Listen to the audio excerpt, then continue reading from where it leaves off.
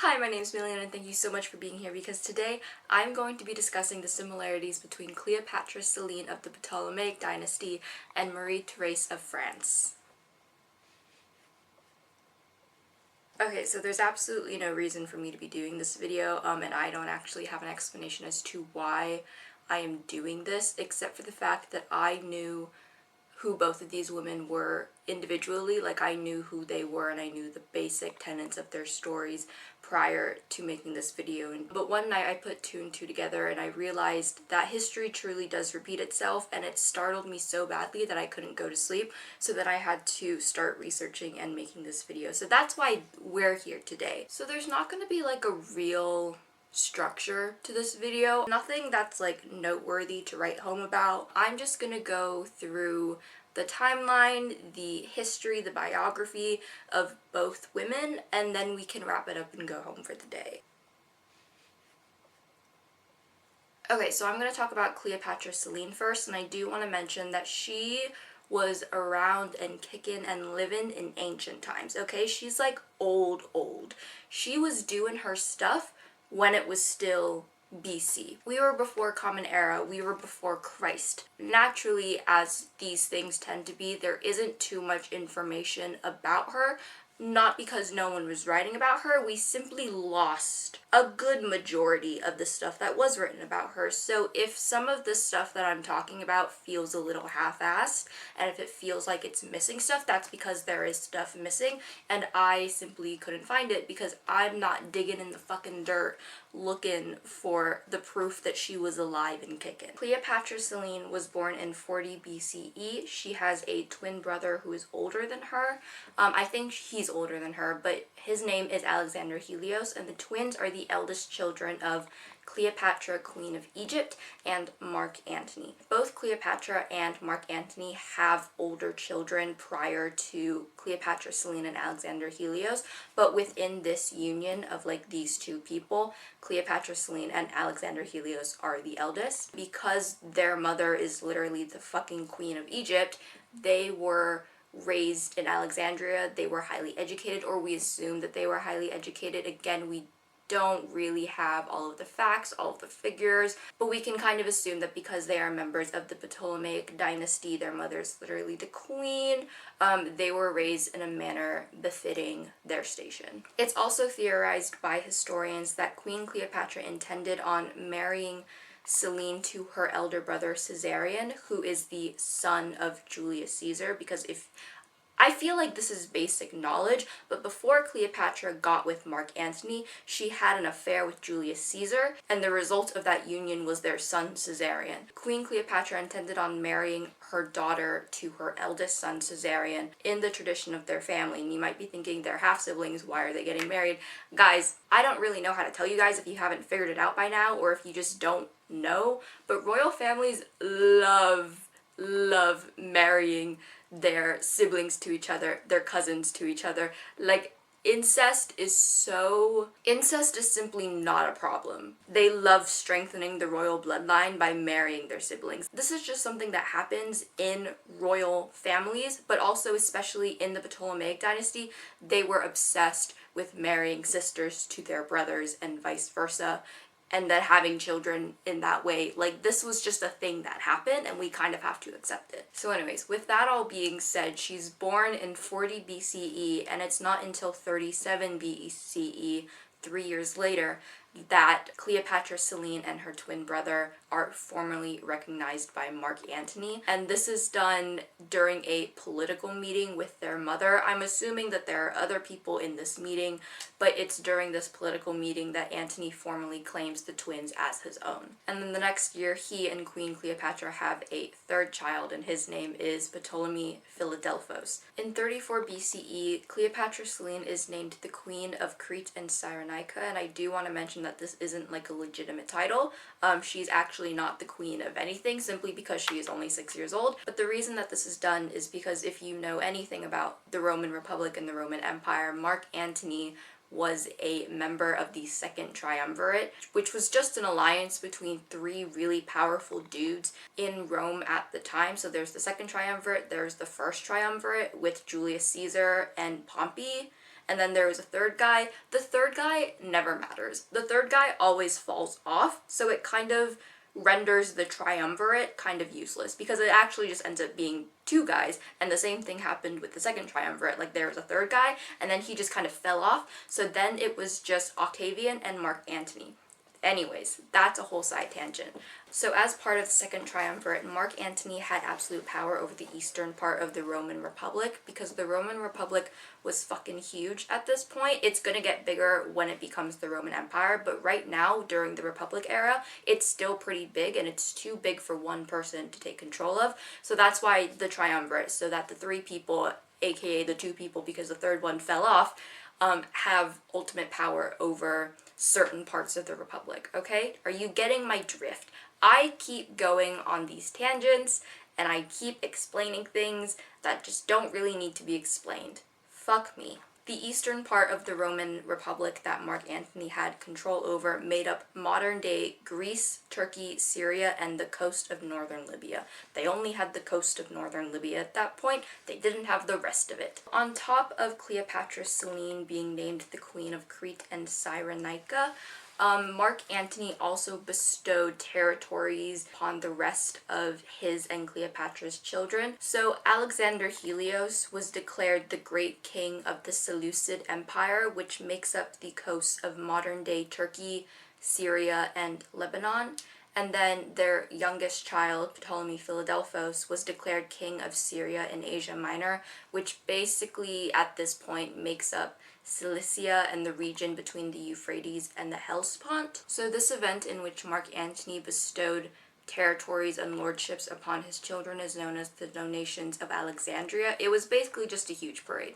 It was a parade in which the royal family paraded around and the adoring crowds adored them. I don't know. But also during the Donations of Alexandria, Caesarion was made joint ruler of Egypt with his mother, and he was proclaimed the King of Kings, but he was still under the power, lordship, whatever, of his mother Cleopatra, who was named the Queen of Kings. So even though he's technically the joint ruler of Egypt, she still has absolute control over the territory. So the drama of the Donations of Alexandria is that even though Mark Antony had absolute control over the territories that he gave to his children, he didn't actually have the authority to bestow these territories upon anyone, as these territories were not his property. They were property of the Roman Republic. He was just sort of in charge of making sure everything was all right. So this causes a lot of tension between Mark Antony and Octavian. But then the final blow to the relationship between Mark Antony and Octavian occurs in 33 BCE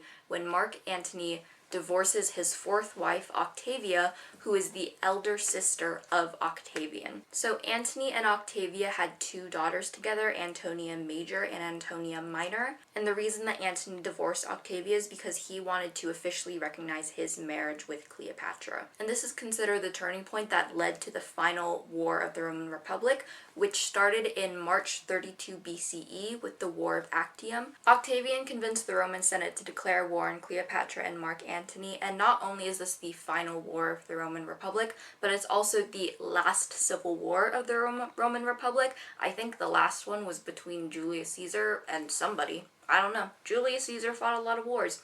He had a lot of enemies. So a year later, on September 2nd, 31 BCE, this is the Battle of Actium, and the Battle of Actium is a naval battle led by General Marcus Agrippa on behalf of Octavian, and this led to portions of Mark Antony's army fleeing to Octavian's side after Antony was forced to abandon them, and after their loss at Actium, Antony and Cleopatra withdrew to Alexandria. But then a year later, throughout the month of July in 30 BCE, this is known as the Battle of Alexandria, Octavian's forces lay siege against Alexandria, but this took the entire month because despite Octavian's numerical advantage, like he had more legions, Antony had the advantage of Alexandria's architecture, basically. Like, Alexandria had these great walls that could protect the city and could protect Antony's forces, and Octavian's forces had trouble getting past the walls, essentially.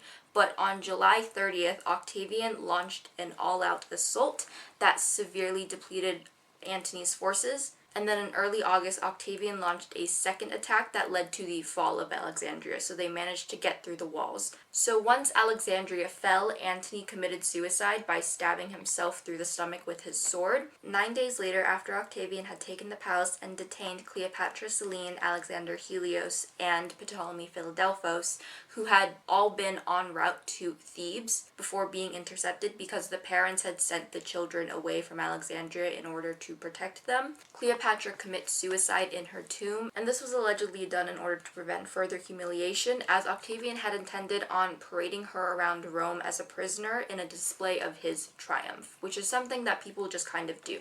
They parade their prisoners around after they win a battle. Awesome. So for 2 weeks after Cleopatra's death, Selene and Alexander are named the nominal heirs of the throne of Egypt, but then on August 29th, 30 BCE, Octavian declares the end of the Ptolemaic dynasty after the kingdom is officially annexed by the Roman Republic. This is not only the end of the Ptolemaic dynasty, but it is also the end of the entirety of pharaonic Egypt. There will be no more pharaohs of Egypt. Cleopatra was the last one. Around this time, Octavian executed Caesarion, who had been en route to India in order to escape Alexandria during the siege. And Octavian did this so that he could claim to be Caesar's only heir, because if you didn't know, Octavian was Caesar's adopted son, and for a long time he was Caesar's only heir until Caesarion was born. So Caesarion was seen as a threat to his claim to the Caesar name. There's another theory as to why Octavian killed Caesarion, and it's because Caesarion was being used as an ephebus, which is a Greek word for a male adolescent in military training in preparation for adulthood. So basically it's just a young man who is learning how to fight, how to lead, how to be an adult, essentially, and he was being used as an ephebus to inspire the Egyptians with the idea that they would finally have a male monarch, which would have threatened Octavian's claim to Egypt because he was the one who annexed Egypt to the Roman Republic. The Roman Republic now has control over Egypt, but if Caesarion had lived and had been used as an ephebus, he would have potentially been able to take Egypt back from the Roman Republic. So Octavian had Caesarion killed. Awesome. Octavian also executed Mark Antony's eldest son by his third wife Flavia. His name was Antyllus, and the reason that Octavian executed Antyllus is because he had been designated Mark Antony's official heir, and I guess he just really didn't like Mark Antony. But instead of executing Cleopatra's 3 children by Mark Antony, Octavian took them to Rome as prisoners, and then in 29 BCE, the 3 of them were paraded around Rome in a show of Octavian's triumph. And according to one ancient source, Cleopatra, Selene, and Alexander Helios were dressed up as the moon and the sun respectively because their names, Selene and Helios, mean the moon and the sun. That seems obvious. Maybe I'm being presumptuous, but that seems obvious.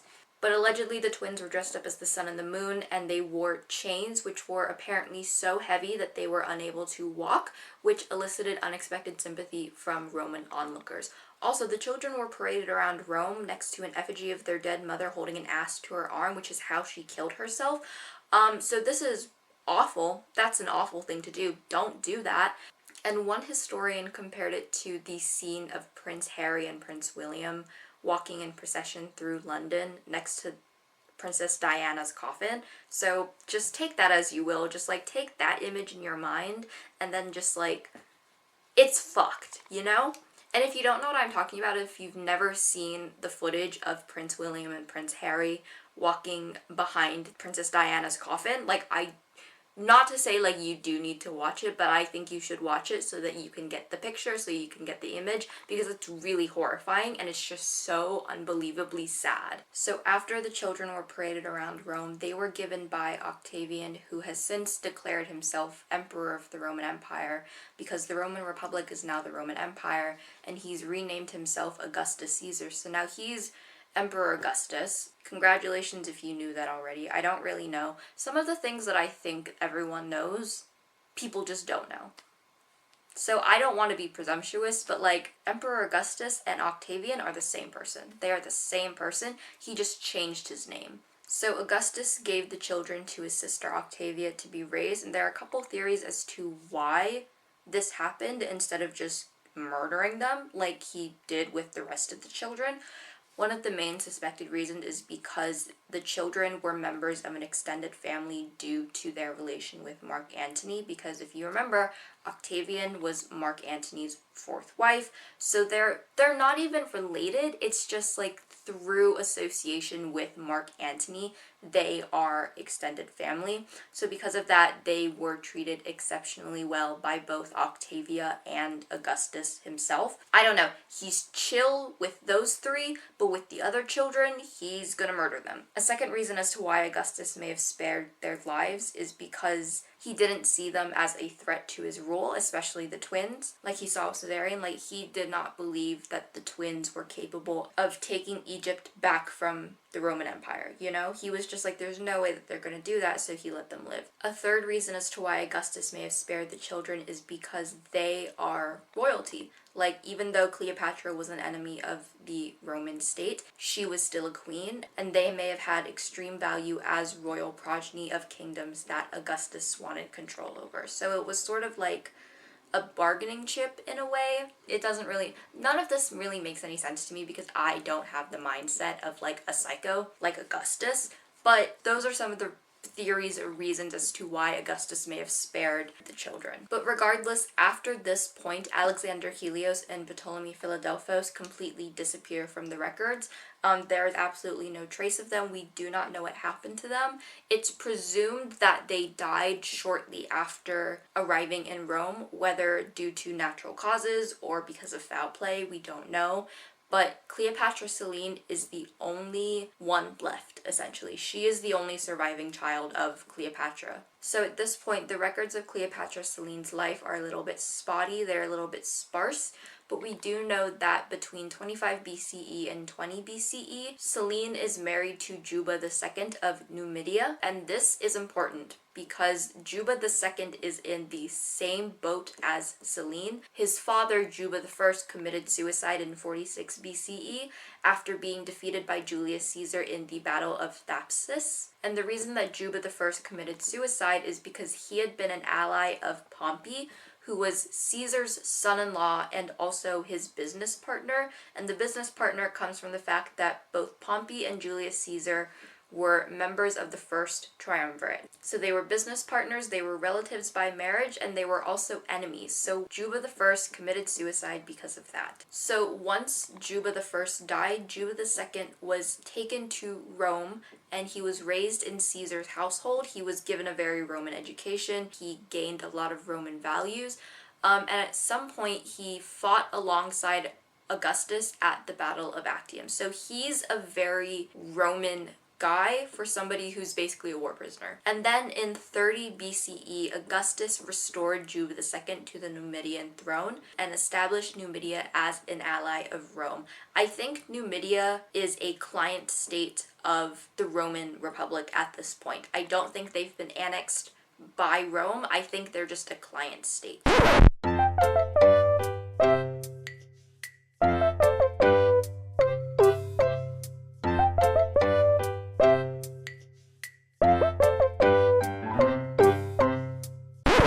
Client kingdom. A client kingdom is when a kingdom is just kind of like, they're still fairly independent, but they serve the greater Roman Republic, you know, the greater Roman Empire. So it's like how once Augustus annexed Egypt, there was no more Egyptian kingdom, like there were no kings of Egypt, because Egypt had been taken into the Roman Empire. It was now part of the Roman Empire. It was being controlled by the Roman Empire. But Numidia is a client kingdom, so they're still aligned with the Roman Empire, but they are not under the absolute power of the Roman Empire. Does this make sense? I feel like I don't really understand it, but I'm pretty sure I'm right. I'm like 99% sure I'm right. So anyways, Juba II is king of Numidia, and the marriage between Juba II and Cleopatra Selene is sort of an example of the model Roman captives coming together to maximize their joint slay. Like, they were two young royal foreign captives who played a positive part in Roman public life. They were royal friends and allies of Rome. They participated in Roman civic activities. They were educated to be Romans, they became loyal to the Roman Empire. Like, they are the model war prisoners. It sounds really bad, but it's true. And we know that this was the intended effect that Augustus was going for, because there is a surviving poem about the marriage between Juba II and Cleopatra Selene. Great neighboring regions of the world which divides the Nile, swollen from black Ethiopia, divides. You have created common kings for both through marriage, making one race of Egyptians and Libyans. Let the children of kings in turn hold from their fathers a strong rule over both lands. Like, they're both prisoners, but they're also royal prisoners. They are the children of royalty, so let's bring them together to maximize their royalty slay. So, as a sort of wedding gift to the happy couple, Augustus bestowed upon Juba II and Selene the newly created client kingdom of Mauritania, and the couple named the capital Caesarea after Augustus, because he's Augustus Caesar. And it's believed by historians that the ruling of Mauritania and Numidia was a joint effort because of the existence of several surviving coins bearing Selene's profile. So historians believe that she had great influence over the policies of both kingdoms. And the couple also appear together on surviving coins that date back to 20 BCE, so we can pretty much strongly assume that she did have some influence over the kingdom and how it was run. We also do know from surviving records that Selene imported many important advisors, scholars, and artists from her mother's court back in Alexandria, so we do know that Selene had major influence over who was in the court of Mauritania and Numidia. And sometime between 19 BCE and 10 BCE, their first and only son, Ptolemy of Mauritania, is born. He was named after Selene's dynasty and her younger brother, Ptolemy Philadelphos, in order to emphasize her role as the heiress of the Ptolemies in exile. I do want to remind everyone she's the only surviving Ptolemy. I'm sure that there are other people who descend from the Ptolemaic dynasty at this point. Actually, I know there are. Like, we're going to talk about them in a little bit. But she is the only survivor of the true royal family. Like, she is of the blood. So, their son, Ptolemy of Mauritania, was educated in Rome because his parents are diehards for the Roman Empire. He returned to Mauritania in 21 CE, in which he began co-ruling over the kingdom with his father Juba II, but then he became the sole sovereign of Mauritania and Numidia in 23 CE, and he ruled for a while until he was murdered by his cousin Caligula in 40 CE. Caligula, the Roman emperor. Emperor Caligula, who is related to him on his mother's side. So he is descended from the Ptolemaic dynasty.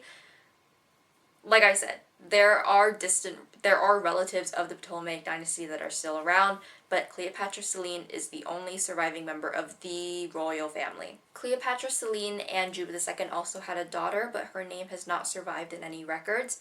It is theorized by historians that her name may have been Drusilla, and that she may have been the Drusilla who was the first wife of Antonius Felix, who is mentioned in the New Testament in Acts of the Apostles, chapter 23 and 24, in which the Apostle Paul is brought before Antonius Felix in trial. I don't really care for this theory. I don't really care. I'm sad that her name has been forgotten. I'm sad that her name has been lost. Do I think that she was the lady? We don't need to bring this to the Bible. I don't really know why. I don't know why. Historians also theorize that there was a son born before Ptolemy, but there are no written records of him. There's nothing of him surviving to the modern day, and this is because he may have died in childhood. But when historians do talk about him, they refer to him as N37. And there is a theory among historians that N37 is actually Gaius Caesar, who was born in the latter part of 20 BCE, when Selene would have been 21 years old. The main driving force of this theory comes from the numerous surviving sculptures and portraits of the royal family, specifically the images of Ptolemy of Mauritania, and the image of Ptolemy of Mauritania has been compared to the so-called Gaius Caesar and Juba II's cousin, Emperor Nero, and I guess they noticed that there are some facial similarities between the three of them. I also don't really care for this theory. I don't really get it. I guess if you want to say that these kids are the same or whatever, then go right ahead. Also, they're related to Nero. Like, Nero who watched Rome burn. Awesome.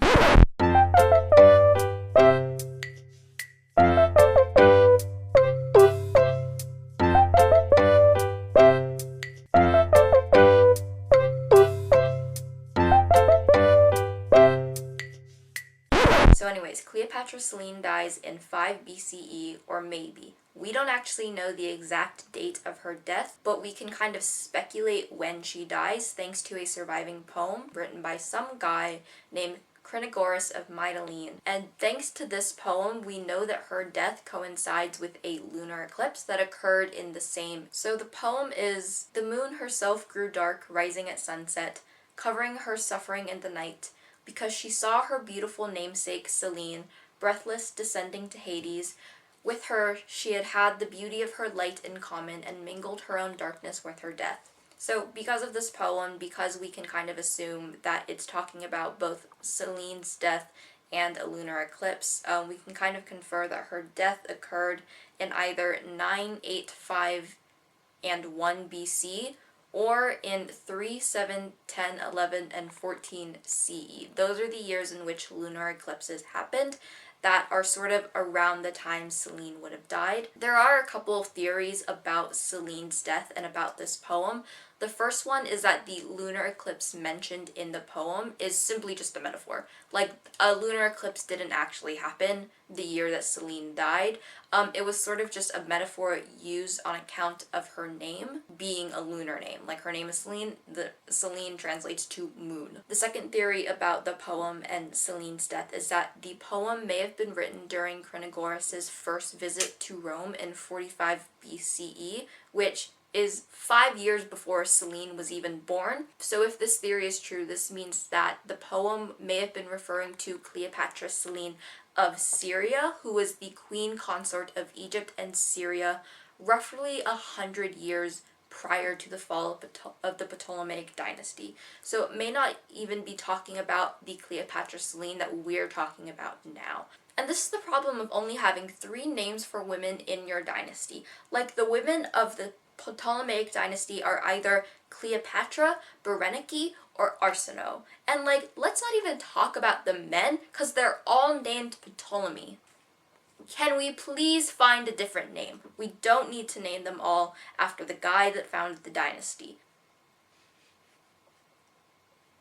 Okay, let's move on to Marie-Thérèse of France, and I do want to preface this by saying that there are also very few records of Marie-Thérèse. Not because she's so ancient that all of the records have just been lost. No one really cared to write about her, which is really great for me when I was doing my research on this. No one was writing a scholarly article about Marie-Thérèse like they were writing scholarly articles about Cleopatra Selene, and all of the scholarly articles about Marie-Thérèse that I found were written in French, and I don't know French, and I couldn't translate it, so I couldn't read those articles, and I feel like they would have been helpful in my research, but what fucking ever. So Marie-Thérèse was born on December 19th, 1778 in the Palace of Versailles. She was named Marie-Thérèse Charlotte after her maternal grandmother, the Empress Maria Theresa, and her maternal aunt, Maria Carolina of Austria. She was the eldest child of King Louis XVI and Queen Marie Antoinette of France. Her birth actually almost killed Marie Antoinette, but it wasn't actually like the act of giving birth that almost killed her. It was the fact that the birthing room was so crowded and unventilated that Marie Antoinette almost suffocated to death, and this actually led to Louis XVI banning public birth viewings, because at this time, the court just loved to watch the royal couple do anything. Fuck, sleep, give birth, like they were watching. Obviously, people were a little disappointed that Marie-Thérèse was a girl, but allegedly Marie Antoinette said about the birth of her daughter, "Poor little one, you are not what was desired, but you are none the less dear to me. A son would have belonged to the state, but you will belong to me." If you've watched the Marie Antoinette film directed by Sofia Coppola, you will be kind of familiar with the line, because Kirsten Dunst, who plays Marie Antoinette in the movie, says a line very similar to this one. It's not verbatim, but it's pretty much the same. And allegedly, Louis XVI was a very affectionate father. He spoiled Marie-Thérèse endlessly, while Marie Antoinette was the strict parent, because she was determined that her daughter wouldn't be so haughty as her paternal aunt. Marie Antoinette did not like her sister-in-laws. She also encouraged Marie-Therese to hang out with children of lower rank, and she encouraged her daughter to give her toys to the poor, which is very much in contrast with the popular image of Marie Antoinette, in which she said let them eat cake. And then on July 14th, 1789, Marie-Therese's world kind of goes to shit because the French Revolution starts and the French people storm the Bastille. This is awesome. On October 5th and 6th, 1789, working women of Paris marched to Versailles in order to acquire food that they believed was being stored there, as well as to advance their political demands directly to the royal family. So after the palace was invaded by the working women of Paris, the royal family moved to the Tuileries Palace. They attempted to flee Paris in the middle of the night, but they were intercepted on the way out of France and they were escorted back to Paris. On August 10th, 1792, Louis XVI is deposed as king, and then on August 13th of the same year, the royal family is imprisoned in the Temple Tower, and spoiler alert, Marie-Therese is the only member of the royal family to survive the Reign of Terror. The Reign of Terror is the period of the French Revolution in which everyone is going a little cuckoo's bananas and they are murdering everybody. Everybody is turning on everybody and everybody is dying and the streets are flowing with blood. So here's a little mini timeline within the timeline of their time imprisoned in Temple Tower. On January 21st, 1793, Louis XVI is executed. His head is cut off. July 3rd, 1793, Louis Charles, who is the third child, because the youngest died, the youngest Princess Sophie died before all of this happened, and then the second child, who was a Louis as well, he had a different second name. I don't know his name actually. His name is Louis Joseph. Louis Joseph died of illness or whatever before all of this happened as well. So Louis Charles, because he is the next eldest son of Louis XVI, he is heir to the French throne, right? I think he's actually, no, he's king. He's actually king right now because Louis XVI got killed. Anyways, July 3rd, 1793, Louis Charles is entrusted into the care of Antoine Simon, who is a cobbler and temple commissioner. And during this time entrusted in Antoine's care, he is tortured, he is abused, he is frequently beaten in a separate room in Temple Tower. So Marie-Therese, when she's alone especially, she's just constantly hearing his screams and the beatings happening. That's awful. It was reported that Louis Charles was kept in a locked and dark and fetid chamber. He was fed meager rations and he was prevented from seeing any outside visitors. He was isolated on top of being abused. Also, allegedly, while he was imprisoned and being physically abused by his jailers, Louis Charles was forced to give false accusations that he had been sexually molested by his mother and his aunt, Madame Elizabeth, who was also imprisoned with the royal family. And these accusations were used against Marie Antoinette during her trial. We'll get to that in like a minute. But Louis Charles died in June 1795. After the autopsy, his heart was smuggled out by a sympathetic physician, and the heart was passed to royal relations across Europe before finally coming to rest alongside his parents' grave in the 20th century. I don't know why they were passing the heart along. I don't know why it was traveling. It went on a world tour. I don't understand why it took so long to bury it. Why didn't we bury it? Why didn't we bury it? Why? I don't know. On August 2nd, 1793, Marie Antoinette is taken to the concierge for a trial, and this is when the false accusations that she sexually molested Louis Charles is brought before her. On May 9th, 1794, Marie-Therese's paternal aunt, Madame Elizabeth, is taken from the Temple Tower and she is executed. So now Marie-Therese is the only one in the Temple Tower. I mean, Louis Charles is also there, but like they're in separate rooms, so they are not with each other. She is effectively alone in the Temple Tower, okay? And then on May 11th, Robespierre visits Marie-Therese in the Temple Tower, and this is when I guess he learns that she has no idea what has happened to her family. Like, I guess she thinks that everyone is still alive. They're just being kept separated from each other, but they're all dead. She does not know that they're dead. Also, she's bored. She's so fucking bored. She has been imprisoned in the Temple Tower for 3 years. She was alone for a whole entire year. She only had 2 books. One of them was The Imitation of Christ, and the other one was Voyages by Jean-Francois de la Harpe. and they would not give her any more. She was asking for more books. She was like, please, I'm bored, I want to read. They would not give her any books, so she just had to keep rereading those 2 books until she got bored of them. She's also so bored that she starts scratching messages onto the wall of her room in the temple tower. She is writing. I don't think they gave her any writing utensils either, so all she can really do is scratch messages on the wall. One of the messages that was found on the wall of her room in the tower is, Marie-Thérèse Charlotte is the most unhappy person in the world. She can obtain no news of her mother, nor be reunited to her, though she has asked it 1,000 times. Live, my good mother, whom I love well, but of whom I can hear no tidings. O my Father, watch over me from heaven above. O my God, forgive those who have made my parents suffer. So she knows that her father's dead, but she doesn't know what has happened to the rest of her family. She doesn't know that her mother's dead. She doesn't know that her aunt is dead. She knows what's going on with Louis Charles because he's in the room right next door, and he's being beaten alive. But she doesn't know what else is happening to anyone else until August 1795 when she is told what happened to her family. Awful. As you can probably guess, she is distraught by this news. She is upset, she's crying, she's sobbing, she's screaming. And then on December 18th, 1795, the reign of terror is over and she is finally liberated from the Temple Tower. Thank God. Once she's liberated from the Temple Tower, she's allowed to leave France in exchange for several other prominent French prisoners.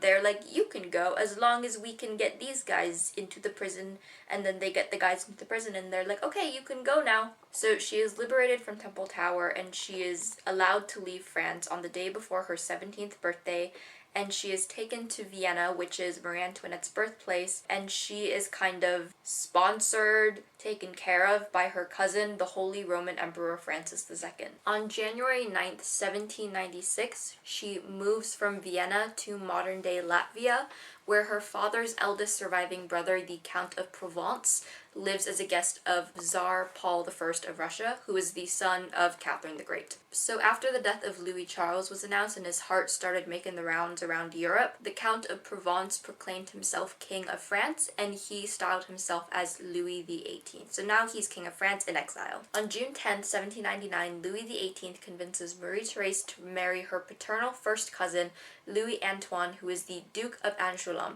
Now, Louis Antoine's father is Louis XVI's youngest brother, the Count of Artois, who later becomes Charles X, King Charles X. Charles X, after his reign as king, is followed by his cousin, Louis Philippe II. You might be wondering, why didn't Louis Antoine become King of France after Charles X? We'll get to that. I do want to say, before we move on, the couple hated each other. They did not want to marry each other. They only kind of got married to strengthen the family ties and for political reasons or whatever. The political reasons didn't even work. Like, the political reasons did not work. They did not like each other. Allegedly, the marriage was never consummated. I don't really know if this is true because I also read something where she had a miscarriage in 1813, so surely the marriage was consummated, but for all intents and purposes, the marriage was not consummated. They were not happy with each other. They did not want to be married to each other, but they were. So in 1814, the House of Bourbon is restored to the French throne. Louis XVIII ascends to the throne of France after the abdication of Napoleon, and this occurs 21 years after the death of Louis XVI. During this time, when Louis XVIII is ascending the throne, a lot of people claim to be the long-lost Louis XVII. Louis XVII is Louis Charles, Marie-Thérèse's brother, who was beaten to death. Obviously, none of this really worked, but one of the most well-known and famous and I guess convincing claims to be Louis XVII is a guy named Karl Wilhelm Nandorf, who is a German clockmaker, and he wrote a series of memoirs that proved so convincing, I guess, that several surviving members of the French royal family took up his cause. Like, they were like, this is Louis Charles, he survived. He's still alive. The heart that we're actually carting around Europe isn't his heart because he's alive. Everyone kind of believed him except for Marie-Thérèse because she probably heard him die and she was like, you're not my brother. I listened to him die. Like, he's dead. I know he's dead. But yeah, so that's a really bad situation. A lot of people were trying to convince Marie-Thérèse that they were her dead brother. She was not having it. It's really giving Anastasia Romanova survived the Bolshevik Revolution after the murder of her family in Yekaterinburg. It kind of has the same juice. It kind of has the same spice, you know? In March 1815, Napoleon returns from exile and he rapidly raises an army in the period known as the 100 Days. He does this in 100 days. That's why it's called the 100 Days. When Napoleon returns, Louis XVIII flees France because he's a pussy, but Marie-Thérèse, who is not in Paris at the time, she is in Bordeaux, she attempts to rally local troops, and the troops agree to defend her. They're like, babe, we're gonna make sure you live, but we're not fighting in a civil war. We can't do that again. So Napoleon, with all of his troops, orders for Marie-Thérèse's arrest, but she refuses for a while, but then she eventually agrees to leave Bordeaux and to leave France in order to prevent destruction, because surely Napoleon will wage war. But once she agrees to leave France, Napoleon remarks that she is the only man in the family, which is kind of baller. On September 16th, 1824, Louis XVIII dies. I think they're back in France at this point. I don't know. They keep leaving and going back to France. It gets confusing, but I think they're in France again because Charles X ascends the throne and Louis Antoine becomes the heir, and so Marie-Thérèse is the Madame le Dauphine, which is basically the wife of the heir. Like, that's kind of what it means. She is the wife of the heir. And Marie-Thérèse is the only Madame le Dauphine whose father was the former king of France, because the House of Bourbon does not do incest.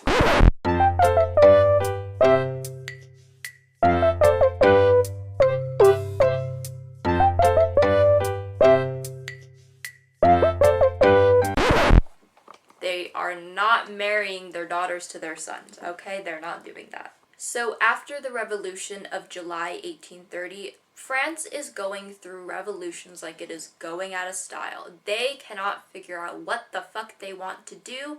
It drives me crazy, but I also think it's kind of iconic. Charles X abdicates in favor of his son Louis Antoine, so Louis Antoine is king and Marie-Thérèse is Queen of France. However, less than half an hour later, Louis Antoine abdicates in favor of his 9-year-old nephew, the Duke of Bordeaux, so now she's no longer the Queen of France. Are you fucking kidding me? And then on August 4th, they are exiled again and they go to Edinburgh this time, and then they go to Prague in 1833, and then Louis Antoine dies in 1844, good riddance. And then after his death, Marie-Thérèse moves to Schloss Frostdorf, a Baroque castle just outside of Vienna, and that's where she lives for the rest of her life. And then October 19th, 1851, Marie-Thérèse dies of pneumonia 3 days after the 58th anniversary of her mother, Marie Antoinette's execution. She's buried next to Louis Antoine. My God, if I was his wife, I would have written in my will, bury me as far away as this motherfucker as possible.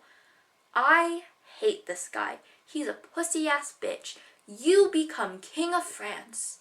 Your wife is the daughter of the king that was executed. She could be Queen of France and she could have her vengeance in like the most peaceful way possible. Like, we're not gonna kill the people. Like, let's not kill the people. But she could be Queen of France and she could restore her father's bloodline to the throne, and you're gonna abdicate in favor of a 9-year-old that ends up just losing the position anyways. He doesn't keep the position for very long, I don't think, because I'm upset that Louis Antoine did this. But anyways, she's buried next to Louis Antoine, and Marie-Thérèse's gravestone says Queen Dowager of France, which is awesome. And that's Marie-Thérèse. Yep. So why does this matter? It doesn't matter. It doesn't matter, actually. It doesn't matter. I didn't need to make this video. There is absolutely no reason for me to make this video. I opened the video saying that there is no reason to make the video. I'm gonna end the video saying that there is no reason for me to make the video. I just wanted to. And isn't that a beautiful thing? Isn't that a beautiful thing? That I can just research things when I feel like it. And what did it yield? What fruit did it yield? What did I get out of this? All I learned is that shit was bad, and neither of these women got their comeuppance. I think of the two of them, Cleopatra Selene was the closest to getting her comeuppance because she did become a queen, not the Queen of Egypt, because Egypt is no longer Pharaonic kingdom. It was annexed by the Roman Empire. but she still became a queen, even if she was brainwashed by Rome. And Marie Therese was just fucked. I think she should have been Queen of France. I think that would have been so juicy. The drama, Louis Antoine did not know what I was cooking up. Not know the drama that would have occurred if Marie Therese became the Queen of France like 30 years after the death of her father. Oh my god, beautiful, stunning, revolutionary. Anyways, thank you so much for watching or listening, whatever the fuck you were doing during this video. I don't really know. I'm assuming you weren't actually like paying attention. You were just using this as background noise. That's totally cool. I would have done the same thing. If you're not one of the people that I make my podcast with, please go listen to my podcast. It's called Brats in the Back Row. Like and subscribe. Do whatever the fuck you want. I don't really care. And I will see you next time. Bye bye.